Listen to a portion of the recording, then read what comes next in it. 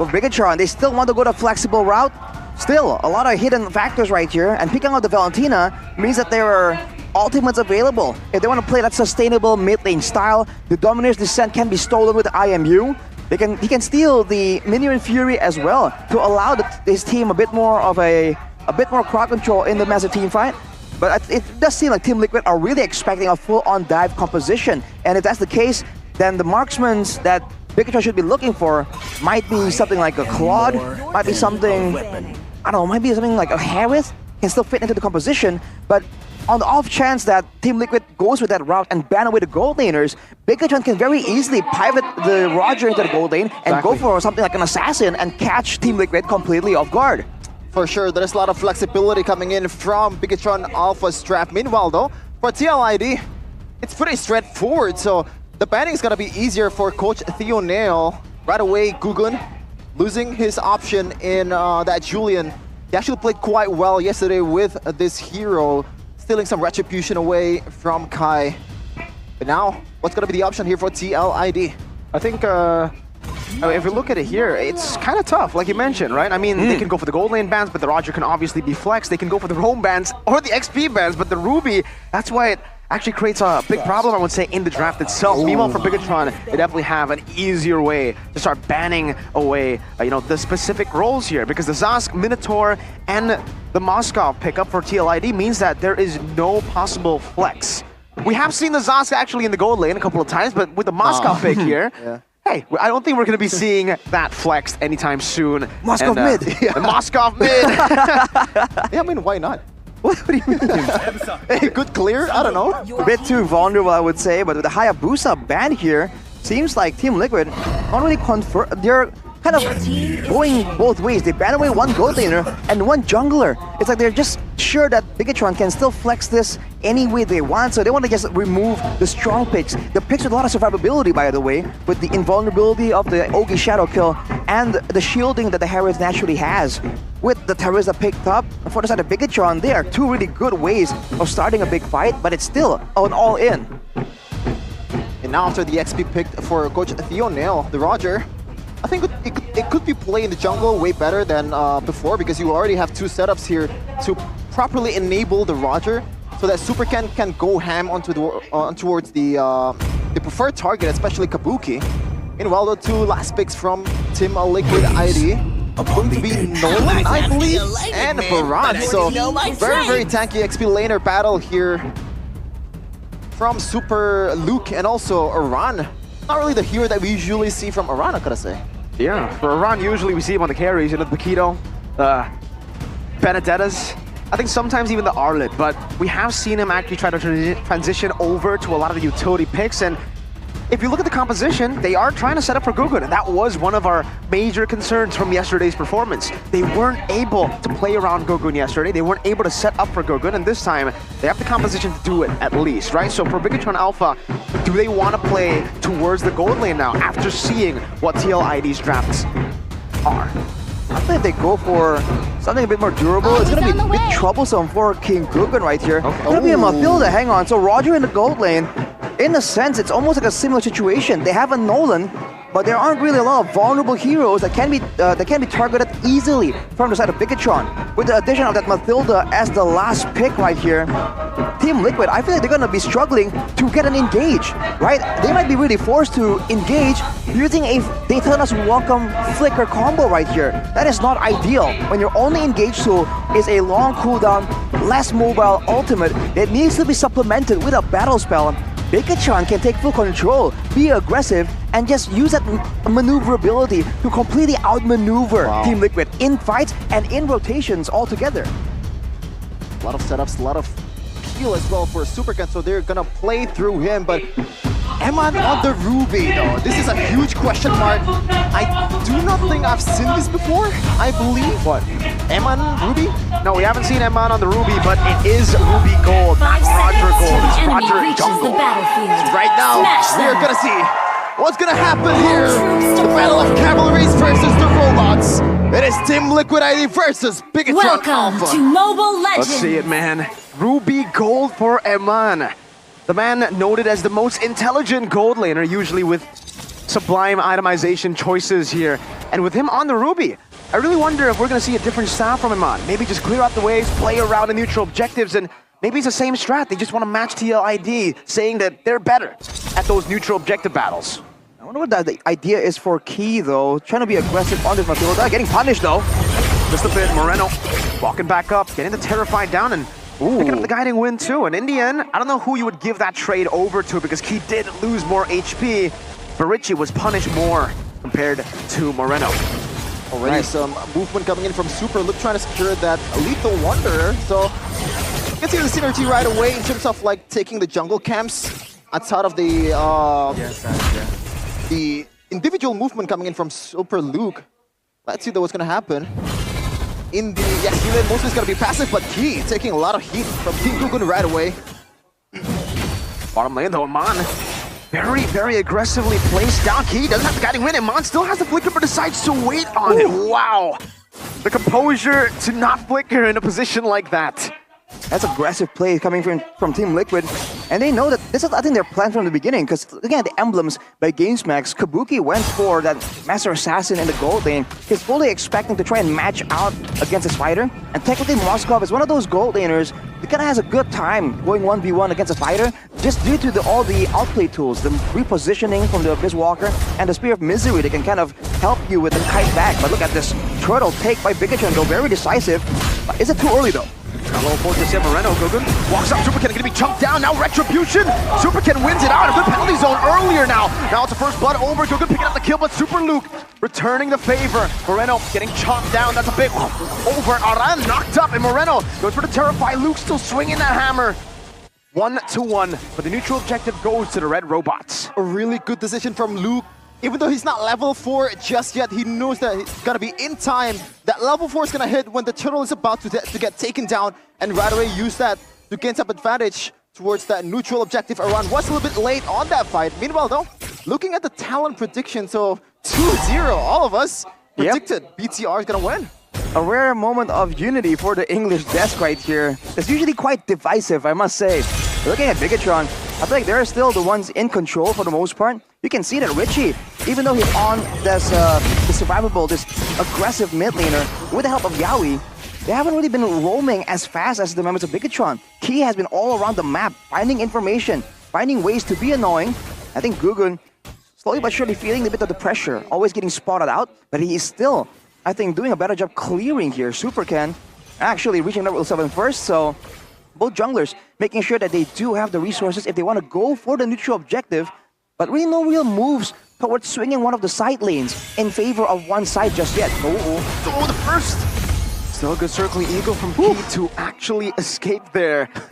That lethal ignition doing work. Gotta watch out for Gugun, man. Now he has the 100 strikes, so that damage is gonna be further enhanced with the penetration as well. Key, gotta watch out, even though he has that mechanic to be able to get away, that shield to be able to kind of leverage some damage to him. It's still going to be dangerous. Meanwhile, though, looking at the item Arashi, Windtalker first item for Roger.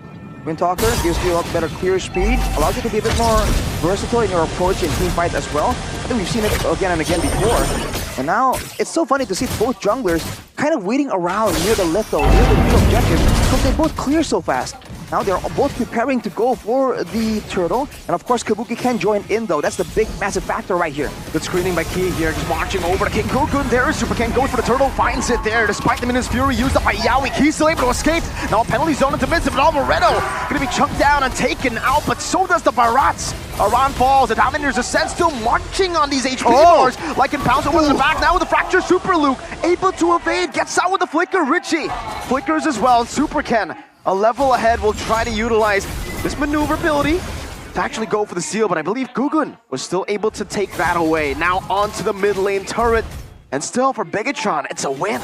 Yeah, keys to victory, Rashi. Don't be tunnel vision. I feel like the decision was there just to get the purple buff for King Gugun just like that, because like if you contest and fail at that, the consequences gotta be huge. And they went for it right away. Now they're down about 1k gold lead.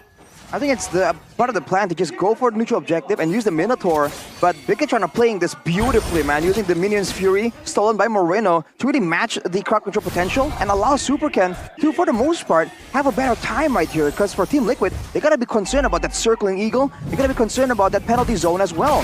Whereas for SuperKen, that Daytona's welcome, you can see it coming from a mile away, man. It's so simple. And the way BIGETRON Alpha is playing this is almost reminiscent to the old meta, the 1-3-1 meta, because you essentially have two fighters on both sides, they're pressuring, and that allows the Roger to have so many more opportunities. But look at the top side though. Around with a big miss.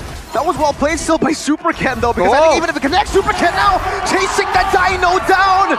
The Lycan is better than the Dino. SuperKen up top in a 2v1, no problem. SuperKen said, invest on this, man. Beautiful outplay of fading that ultimate from Aran. That 2v1 gonna come in handy well though. Yawi brought back the Minion's Fury, able to find all of them there as he gets out with a motivation roar. The Dominators are set, the battle of the Johnnies just lasering each other down, but Aman is there to help to make it a 2v1, and Richie, he can't handle the pressure of his own Dominator's descent. Immediately Team Liquid back away, but I think they came out on top right there. I believe King Guggen was still able to get this purple buff, but the turtle immediately goes to BIGETRON. Everything they do is planned out, man. The way they're rotating around right here, even now potentially catching Kabuki off guard. Okay. Oh no. Able to use the SOD. Moreno comes in with a Terrify. Oof. Good Purify out from Kabuki, and BIGETRON just trying to suffocate them. Almost looking at the deja vu right there. Kabuki with the Spear of Destruction finally connecting and gets away from the danger. But so far, Rashi, the neutral objective battle for BIGETRON Alpha has been phenomenal. They always set up way earlier, like 5 seconds earlier than TLID. That's why they've been ahead, 2.7k gold lead. I think it's a lot earlier than just 5 seconds, Shevin, but Iman finishes the Sea Halberd as well. So great respect. You were talking about intelligent itemization, Mirko. Goes for the healing reduction against the Minotaur, against the Kabuki on the Moskov as well. A lot of ways to cut down on the sustain here, and Aman makes a play once more. Good time offended over to Aran there. Goes for the missiles, circling Eagle. Over to the top as well, but he gets down now. Super Loop with a penalty zone. But Yawi with a great re-engage. No! The Barats chops down over at Super Luke. They still are able to get that kill over. And it's a good trade for Liquid as they defend the tier 1 in the mid lane. Healing the Flash of the Oasis from Yawi. Beautiful item. And now, they actually get something out of that one, even though the gold lead, it only shrink down about 800 gold lead, but it is a gold swing nonetheless. With King Guggen picking up the Heptaseas now, more burst potential, but the question remains on who? Who exactly is going to be looking for in the midst of these chaotic fights? Especially because the main jungler, the main carry from the side of BIGETRON, it's going to be that Roger. And SuperKen has been amazing with the positioning. I don't think I've seen him getting grazed by a lot of card control tools just yet. BIGETRON seem to be very intent on taking down this mid tower to really open up the map, open up the jungle for invades as well. But Team Liquid are consolidating on it. They're able to actually save this turret, but they're doing it at a cost of keeping everyone in the mid lane, allowing BIGETRON to increase the gold gap just by farming. How do you deal with this? Kabuki, you have limited range, and against this kind of CC, it's really hard for you to pop up or even go front to back and welcome Richie in danger. Great Terrify there as the Bronze goes over to Tepson's welcome, but it's only going to be onto Super Key. He's still going to be taken down there, despite the healing. Ken jumps with like and bounce. Great, I'm offended to lock that Dino down. Aran taken out, Spear of Destruction in the back. Kabuki still dealing some damage. A good flicker from Moreno to disengage. Losing a roamer there for the XP. Eman in the 2v1. Look at that healing from Eman. On the marksman, he's great. On the fighter, he's an absolute menace too. It's not just the marksman. BIGETRON Alpha gets the Lord without any kind of contest whatsoever. Up 3k gold lead, and they have all the room in the world to take this mid turret finally. After a few tries, 3 tries, trying to force that one. Ruby gold lane, man, absolutely menacing. The itemization choice as well, man. He went for that War Axe, knowing that he has a bit of protection. He can be aggressive, and he went for the Sea Halberd immediately, so double the healing. And of course, the basic attacks in between the cast of the Donald Wolf King and the slowest from the Ruby actually does a lot of damage. And I think Team Liquid needs to kind of respect that as well. They can't really leave him to his own devices, because he will eventually do a lot of damage, especially against the frontline members like Aran, like Yawi. I think they gotta make sure that they calculate the damage properly, because otherwise, Their opponent just getting picked off before they even know it. Again, the Circling Eagle forcing out the Detonus welcome, and just like that, they deny the pickoff potential of the Dino Iman! With I'm offended now, no Detonus welcome, no anti-CC. Aran is going to be chunked down under the base turret. Going one tick in, Aran gets the motivation roar to heal up at least, to survive. But BIGETRON still have a big Lord that's marching up top. Lord marching in the middle though. The passive is already gone as well. BTR Alpha is looking to force this one. Oh, Circling Eagle, Luke. Oh, his own flicker zoning them in the back line. It's been his fury. Doesn't connect to anyone. Like can pounce Yaoi. Taken down to give Superken his unstoppable stats. Even with the Dominator's descent, that big HP bar that's so menacing isn't so menacing now. And Mosh trying to tank up the base turret shots for Superken to siege it down. But it's a bit of miscommunication there. Still, for BIGETRON, they'll play it clean. They'll back away and play with another wave in the mid lane. Gogun 2 levels down, another I'm offended. Aran Dominator's descent, trying to go for Super Key, who's flying around, but Ken just demolishes him. Now maneuvering up top, Kabuki decides to Abyss Walker forward. And Super Ken's just standing there taking the damage, getting pinned to the wall, but he doesn't care. Not while Key can keep healing him. This good play coming in. Oh man! By Gogun. That's just oversight from BIGETRON Alpha, man. Playing it aggressive. They've been able to get the best out of Team Liquid again and again, especially Key on the Mathilda. I feel like the aggressive pressure of this Mathilda has been severely underrated. The fact that the Circling Eagle is forcing out so many different ultimates and it's off cooldown so fast due to the Jetta Talisman, due to the Flash of the Oasis. Key is just spamming it again and again, and Team Liquid can't really match the skill usage here, and so they're falling behind. Even earlier, actually landing the Circling Eagle onto Yaoi, who was trying to go for a Minion Fury. Super Luke now with the Winter Crown. Look at his items, man. War Axe, Queen's Wings, instantly to the Winter Crown. He doesn't care about taking in damage. He wants to be aggressive, he wants to sustain back up, and then he wants to waste your time by just going invulnerable. That's the TikTok item, man. When you want to make an outplay, you want to make an outplay, use the Crown Flames. Yeah. And right now, BIGETRON Alpha, as systematic as ever, never forcing the issue. Now they're up with 6k gold lead after a few attempts. Now, Kabuki though, still on the other side of the map. I don't know about this. Circling Eagle over to Gogun, knocking him up, but it's all just to buy time. It's all a diversion for Superken to solo the Enhanced Lord. And I would say for Kabuki, it's okay. At this point, they can't go for the contest, so what he can go for is a mirror play in the bottom lane to try to get some turrets, and that he did. He was able to get 2. Moskov pushing on the side lanes, definitely doing it a lot faster due to the attack speed buff that you get from the Abyss Walker. 2 turrets for the sake of the Lord, though. I think it's still very much worth it. Gold advantage at 6k for BIGETRON, but they're going to equalize on the 2 base turrets, most likely right here. Beyond that, though, they're going to be forced to fight into a Zask, into a Minotaur, into the Daytona's Welcome. So you have to be a bit more careful, a bit more calculative with how they want to approach these fights. That's the damage coming towards Luke, though, because he didn't go for any physical defense. He is just all sustain and invulnerability, man. Yeah, and just heals right back up with a single lane from the Spell Femmes, courtesy of the War Axe and also the Queen's Wings. Meanwhile, Key kind of looking for one more set here with the Circling Eagle. Zoning him away, just trying to isolate these base turrets, and that they were able to do. Just in the mid lane, though, as the Lord will be dealt with. Kabuki on it, Aran trying to hold it from getting into that base vicinity. Kabuki with the Abyss Walker forward, and the Purify. Good with the nature to bait it out. Superken gonna be baited with the Lycan Pounce there. Luke, low. TLID still standing, and BIGETRON Alpha struggling to end. Well, it was sassy Abyss Walker to the front by Kabuki, but the intent was to bait out some of the resource of BTR. It worked out, but didn't really get anything done just like that. Now, BTR is looking once again to force down on towards the bottom lane. Oh, another Circling Eagle hovering over Aran as a Winter Crown by Luke, forced to flicker back. And this time, BIGETRON Alpha, they will have to play systematically again, the discipline route. This is reminiscent from the old Team Liquid days when they were under a different name, when they were able to just bring the game somehow to the late game and find ways to kind of make an advantage here. Before we get into that, though, Game Factor by our new application GoPay. Yep, in MPL AD Season 13, Mathilda was the hero with the highest ban rate with 144 bans and a ban rate of 67% win rate, and Key is responsible for a lot of that, man. Oh no! Aran, all alone! You can probably hear Ranger Master say, "What are you doing, Aran?" Because you're definitely way too overextended, even as a frontliner. And the Winter Crown that was very unnecessary. There is no way, ain't no way you're escaping from that. BIGETRON immediately, they collapse towards the base, but there are no waves available just yet. There is a man advantage, but it's only for 20 seconds. Are you going to try and force a fight here with the next wave coming in? BIGETRON, what is the move?